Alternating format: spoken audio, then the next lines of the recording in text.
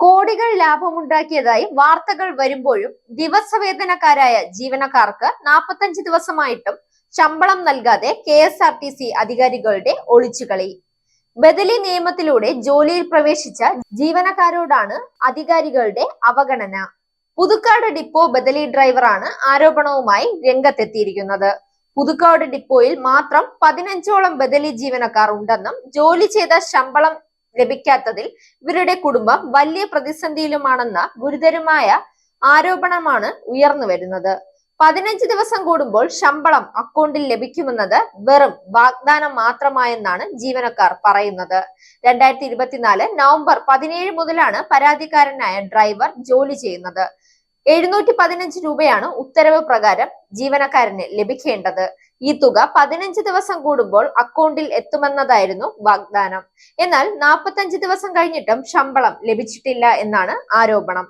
ഇതുമായി ബന്ധപ്പെട്ട് തൃശൂർ ഡിപ്പോയിലെ അധികാരികളോട് പരാതി പറഞ്ഞപ്പോൾ ശമ്പളത്തിനായുള്ള പേപ്പറുകൾ അയച്ചിട്ടുണ്ടെന്നും യൂണിയൻ നേതാക്കളുമായി ബന്ധപ്പെടാനുമായിരുന്നു നിർദ്ദേശം.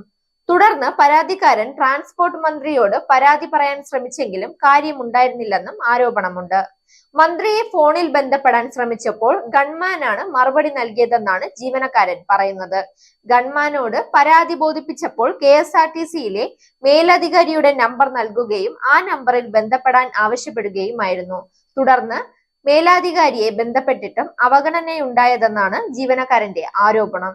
അതേസമയം ബദലി ജീവനക്കാരോടുള്ള KSRTCയുടെ സമീപനത്തിനെതിരെ പരാതികൾ ഉയർന്നു വരികയാണ്.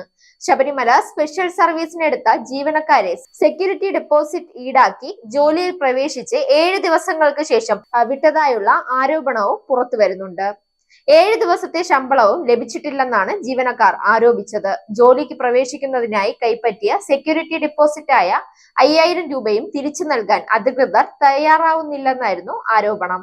കാരണം കാണിക്കാതെ 7 ദിവസങ്ങൾക്ക് ശേഷം ശമ്പളം പോലും നൽകാതെ പിരിച്ചുവിട്ടതോടെ പ്രതിസന്ധിയിലാണ് ജീവനക്കാർ.